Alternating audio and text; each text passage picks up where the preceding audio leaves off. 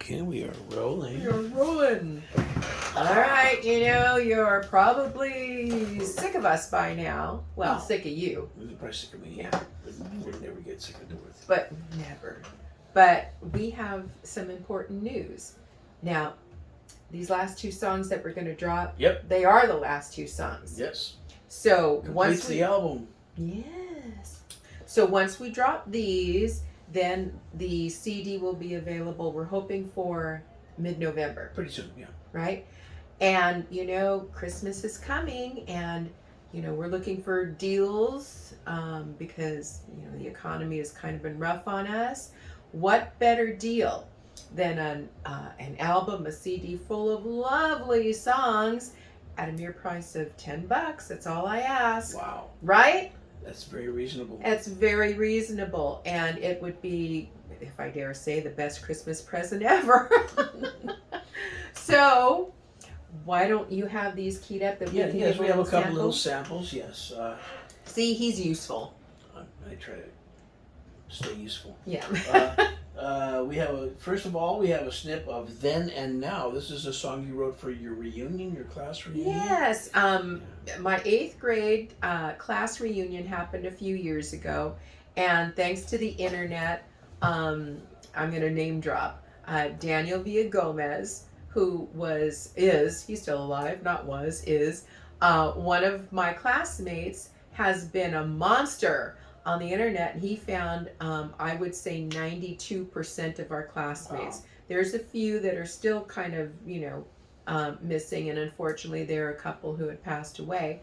But so we had these mini reunions here and there, and then Daniel said, our 45th reunion is coming up.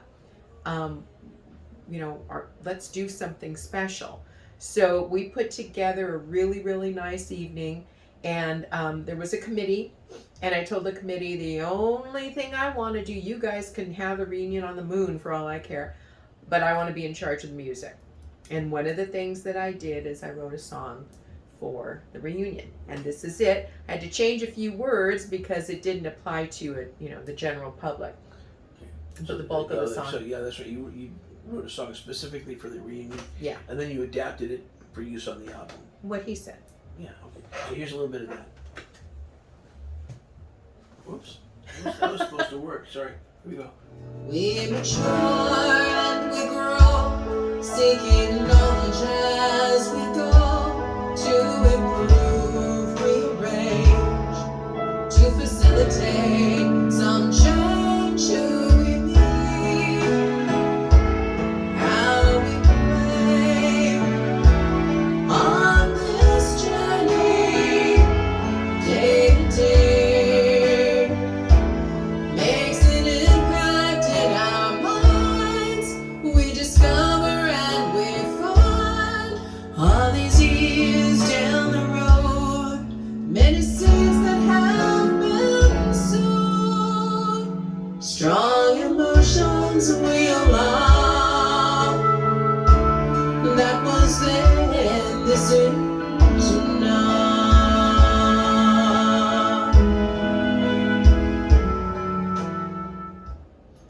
Very good. Makes me wistful. There you go. Thank you. Makes me wistful even now. Yes, indeed.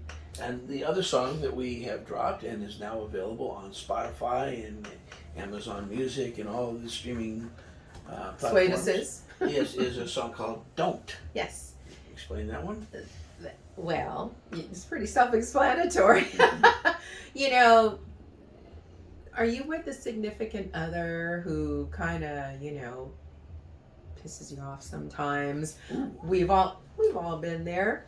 So this is the story of, don't do these things when I'm around because I deserve better. That pretty much sums it up. Okay, there we go. So this is Just hold me to your heart and let the romance start, 'cause you owe me. You owe me a chance to make the romance real. Don't look so there's another girl, 'cause you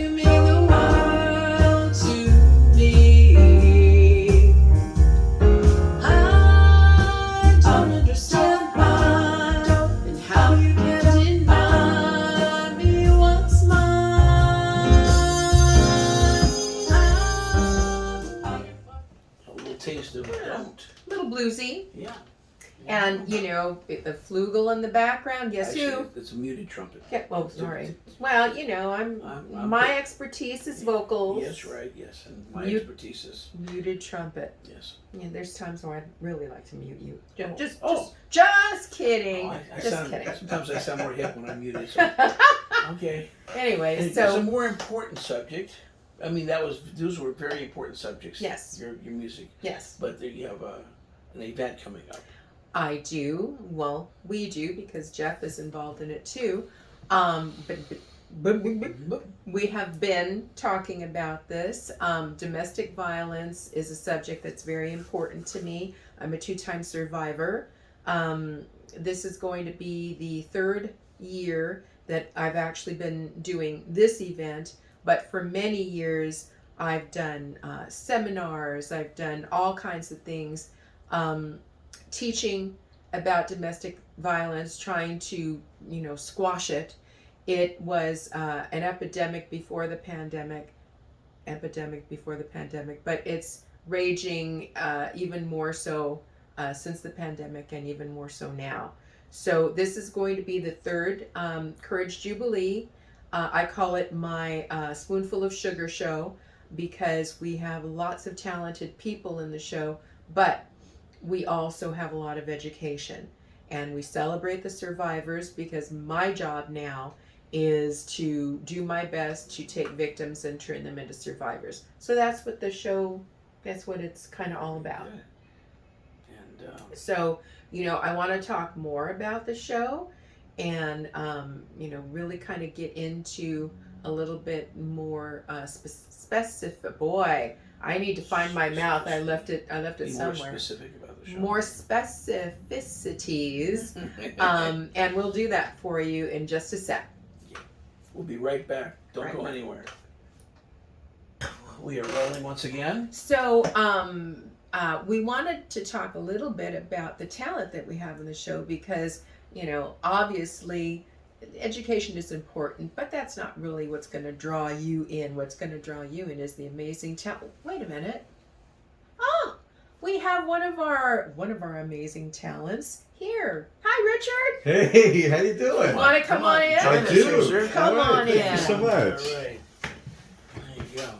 All right. So this Hello. is Richard Gaddis. Hi. And the story of how I met Richard is pretty interesting. I've only known you, what, for about 3 months now? A little over here. Yeah. I saw him singing. He's going to blow you away. I'm telling you, just this act alone, you should come and see. But of course, we've got a heck of a lot more than that. Saw him 3 months ago. And someone told me, you got to come see this guy. Sounds just like Frank Sinatra. Close your eyes and it's Frank. No lie. So I grabbed him right after the show and I said, please, please come and do our Courage Jubilee. And pretty much a no-brainer for him. He said, sure.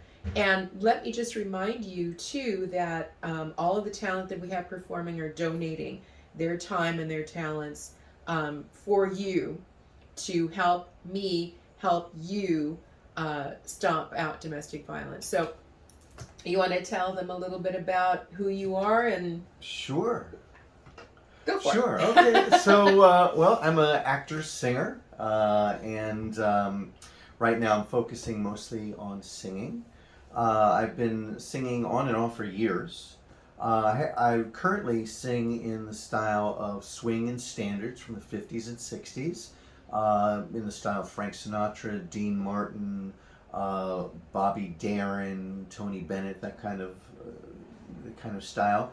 But I just wanted to say one thing. Yeah. People always say, this guy sounds like Frank Sinatra, but it's very important for me to have people know that I'm not a mimic and I'm not an impersonator.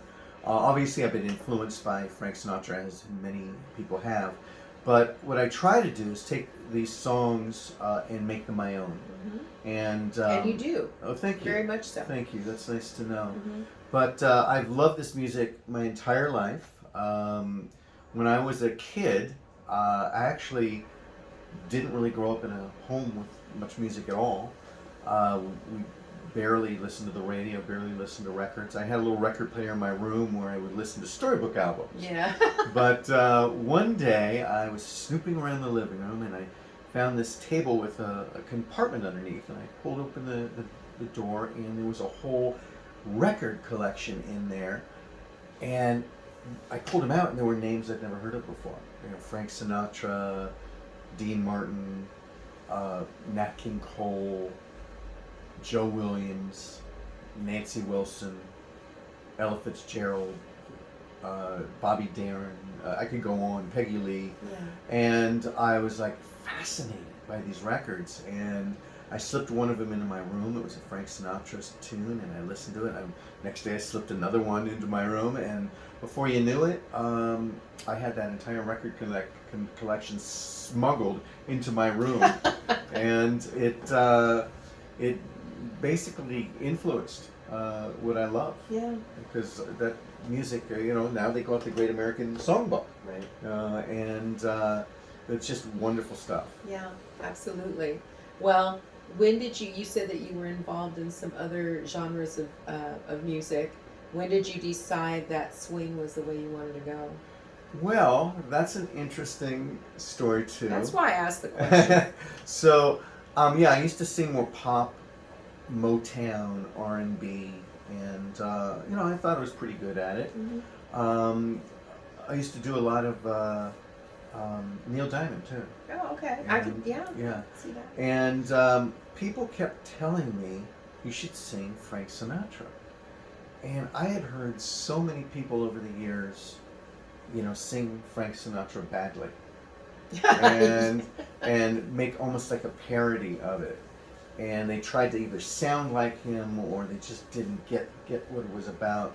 And I just did not want to be a part of that. Mm-hmm. So I was very resistant. But people kept hounding me, so I eventually learned a Frank Sinatra tune, and it went over great. And I was like, okay, well, I love adoration. Don't we all? People like it, gotta do it. Yeah. So I learned another, and little by little I started learning them. And I had maybe about 10 songs I did for many years. And then during just before the pandemic, I got it into my head that I wanted to put together a show that would make people feel like they were in Las Vegas in the 1950s and give it kind of a little bit of that authenticity. Mm-hmm. So I had a day job. Every day I'd go out to my car and I'd rehearse in my car, and I was getting ready for the show. That sounds familiar. And I was just almost there when the pandemic hit. Yep. And that threw my plans off by a couple of years at least. Yep. But it allowed me to marinate and percolate. And what happened is every night I would sit down. My wife got me an adult coloring book. And I would sit down every night with this adult coloring book. I was unemployed, as were many of us during COVID, looking for work. And I would sit down with my coloring book and just color, and I would listen to all the live albums, only the live albums of the era. Frank Sinatra, Dean Martin, Nancy Wilson, Ella Fitzgerald, Joe Williams, on and on. Just all the names I mentioned. Right. And I, over and over, night after night, I listened to the live albums. And my first idea was that I wanted to put on a show like the Rat Pack. Yes. But then I watched a show on YouTube of the Rat Pack. It was a British version. And it was good, but I didn't really feel that it worked anymore. Mm-hmm. What they were doing, the comedy they were doing, what on stage during the 50s and the 60s, the Rat Pack was, it was just of its era. Right. And it doesn't work in our modern day era. So I kind of gave up that idea, and I decided, okay, let me just do me. Mm-hmm. A show, Richard Gaddis, giving it the flavor of the 50s and 60s, be true to the music. And so during that year that I was unemployed, I increased my repertoire to about 100 songs. Excellent. Yeah. Good work. Yeah. I put it on CDs and or what do you call it, a flash drive, and I played it in my car. Wherever I was going, I drummed all that music into me. Wherever I was going, I was singing and listening to it. At home, I immersed myself into it until I basically had about 100 songs. So pretty much every show I do so far, anyway, is all new material. I won't be able to keep that up forever because eventually you got to repeat songs. Yeah. But you can intermingle. Yes, and but the first three shows I did each show was absolutely 100% different from the next. Yeah, I can attest. And she can attest. She was there. But now I'm going to start mixing it up more and pulling some songs that people really enjoy. Yeah. And so that's kind of the story of me right now. Yeah. Yeah. He did something real clever at this last show. He had put out emails to all of the people who were at his previous shows, and probably other, because you've got your list of people, right? And had asked them to put in requests. And then he learned those songs, like from 1 month to the next month, he learned those songs and he was able to perform their requests at the show that you just did last week. And that was pretty, because I talked to him a couple of times and he says, yeah, I'm kind of sweating it because I need to learn this, but you did it. Actually, I think I must have been a little burned out because I'd been preparing for so long and go. So by the time I got to that show, I just didn't have the energy to jump back into rehearsing. So I sat back for about a week or so, and then I looked at the calendar and went, it's 10 days away. Yeah. Oh my God. And that was the phone call. Oh my God, had. what have I done?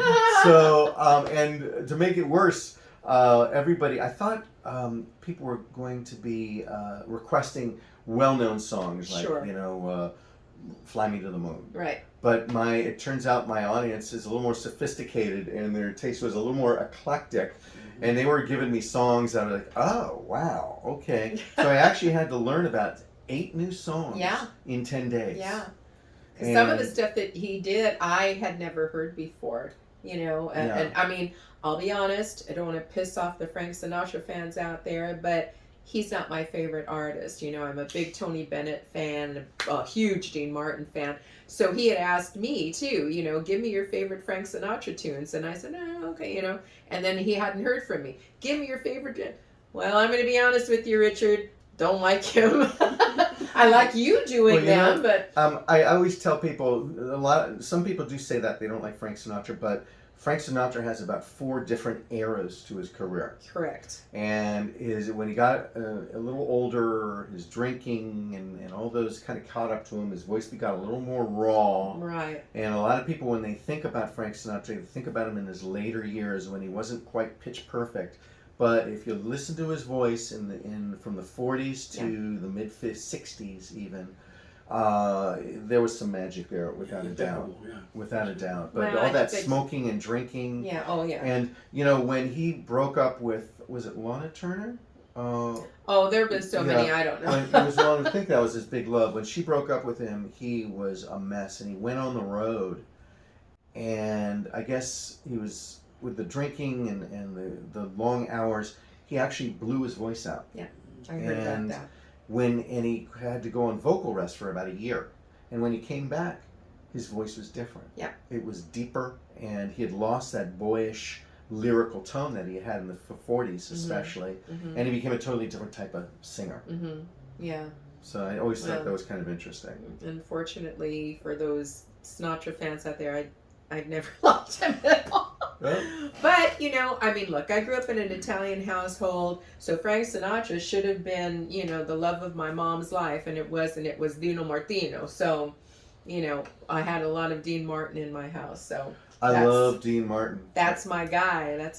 And 2 shows ago, I did my first, well, not my first Dean Martin tune, but my first Dean Martin tune with a little Italian thrown in there. Mm-hmm. Como belle c'è la luna, brille strette, strette come tutta belle passeggiate. Not bad. And I don't know any Italian, so learning that was quite the well, I hate to say chore because I love what I do, but it was difficult. No, it's a chore because one of the albums that I did, well, this one actually, it's on it.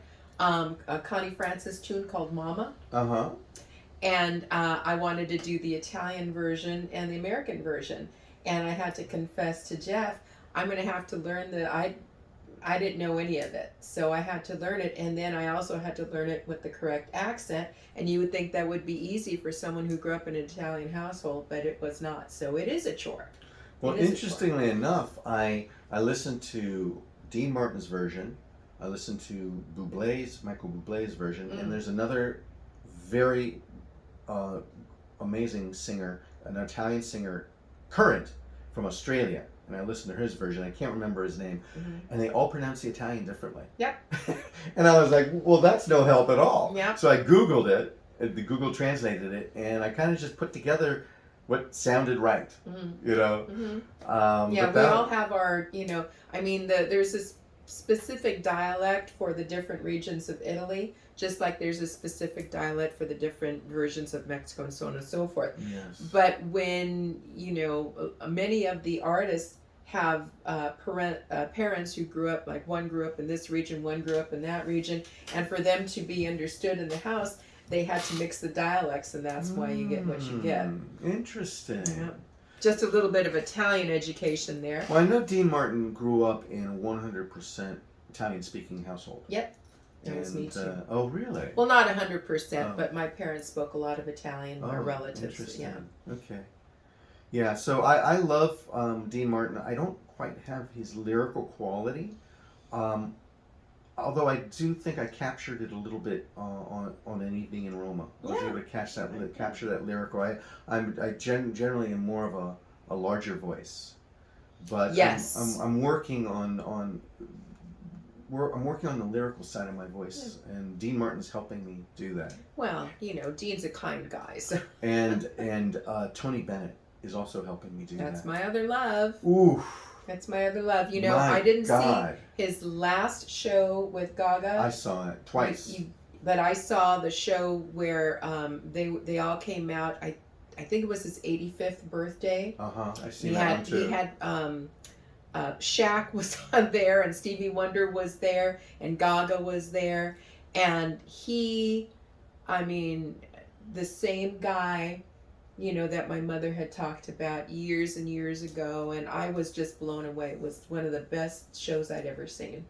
He has technique. He does. And if you watch him sing, you'll notice that his mouth doesn't do much work. No, it does not. He has great placement. For people who aren't singers, a lot of singing has to do with the placement of the vowels, and there's a lot of it is on the roof of the mouth. And he, when he sings, his mouth is very still, but he just has a way of projecting those high, sweet sounds. Yeah. I'm actually working on a song of his for my next show called A Taste of Honey. That's a beautiful song. Love that song. He does that song so well. I heard it and I was like, I need that song in my repertoire.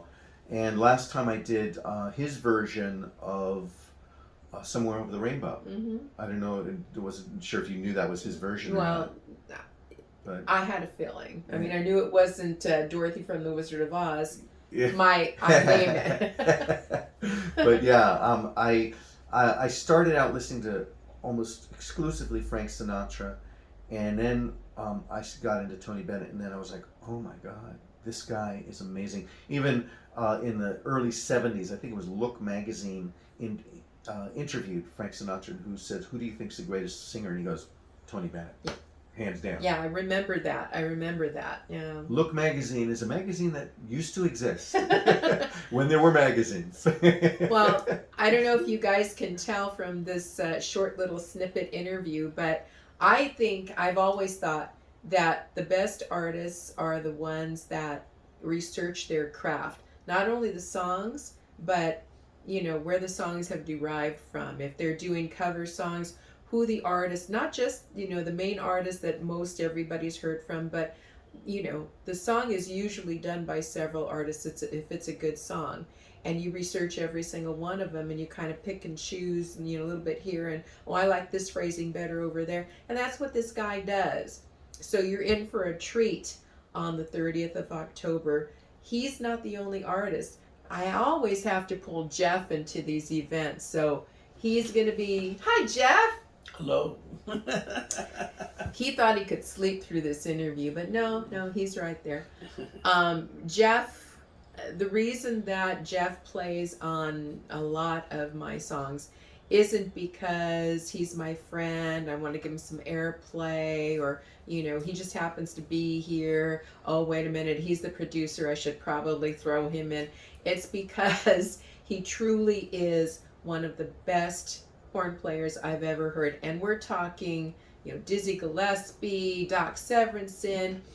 Jeff stands up with those people. He's an amazing horn player, and for him to donate some of his time too, between gigs and the studio, he makes time for me, and I appreciate that. My pleasure. And I appreciate you. Worthy cause. Well, and that's the thing. It ain't too hard to get people to come and do this, because it is a worthy cause. And I did a speech a couple days ago. I do speeches about domestic violence all over the place, and I did one a couple days ago, and it was in front of a bunch of students, and I said, raise your hand. It's a hard thing to admit, but raise your hand if you have been a victim of violence, or if you know somebody who's been a victim of domestic violence. And every single hand went up. And that's frightening. That's scary. In the city of North Hollywood, every 7 seconds there's a reported case of domestic violence. And that fact is scary enough, but then you think to yourself, well, what about the unreported cases? Because a lot of it goes unreported because people are scared or whatever the reason. So again, this is a passion project of mine. It's been one ever since I found my voice, because I stayed a victim for a really, really long time. And then one day I just got pissed enough that I said, you know what, I deserve better than this. And everybody who's a victim of domestic violence, I don't care who they are, deserves better than that kind of life. So, all these artists have donated their time. We have the River Oaks Chorus. If you've never heard them, you guys are, well, you've heard them, you're going to be blown away.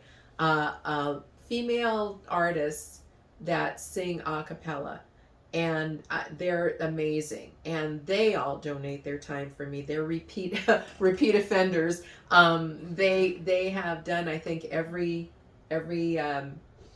Courage Jubilee that I've done, so they're going to be back again.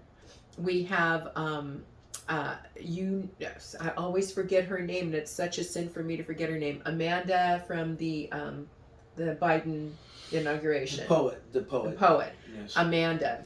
Well, I don't have her, unfortunately, but I have the male version of her. Jay Action is going to bless us with some words of wisdom. And then finally, this gentleman helps me out. He promised me when I first met him that if I had a worthy cause that needed his help, he would be there for me. And you know him as the KNBC weatherman, but he's a funny man. Believe it or not, I don't laugh at very many comedians, but this guy makes me, can I say it, pee my pants. He's so funny. Fritz Coleman is our headliner. So, enough. I'm babbled enough. Thank you, Richard, for joining My pleasure. us today. And the event is on October 30th, 2022. It's going to be at the Loft Ensemble. in North We have the Hollywood. information right there. It starts at 6 p.m. and ends at 8 p.m. So Yes. just a couple hours. Yes, and the address is, because unfortunately I haven't memorized it, the address is 11031 Camarillo Street in North Hollywood. Now, if you don't know North Hollywood, here are the little tricks to find us, because it's next to St. Matthew's Church. I hope you're writing this down. It's next to St. Matthew's Church, but it's sort of not next Is to. it tucked away behind it? Is that the picture Yes, I get? you have. There's a little path, and there's a big banner that says Loft Ensemble. So that's your clue that, okay, this is the path I need to take. You walk this path, and you're going to get sort of behind the church. You're going to see a patio. that'll clue you into, okay, I'm there. And then, you know, that's the patio to the venue. And so, you know, when you see the patio, it's not a very long path, it's just this little path. You walk, there's the patio, and you'll see that the venue is right next to the patio. So write all that down, it's important. Okay. We will see you on October 30th, and in the meantime, watch for the album that's coming out mid-November. All these songs are available for you to what's Stream. the word? To stream. You know, it's all these newfangled terms that I don't have any clue with. Anyways, all the songs are available for you to stream and listen to, and then the album, CD, whatever, will be available for Christmas gifts. Only $10. Thanks That's again, Richard. My pleasure. Thank you, Jeff, for Take care. everything you do for me. Of course. We'll see you guys later. Bye. Bye.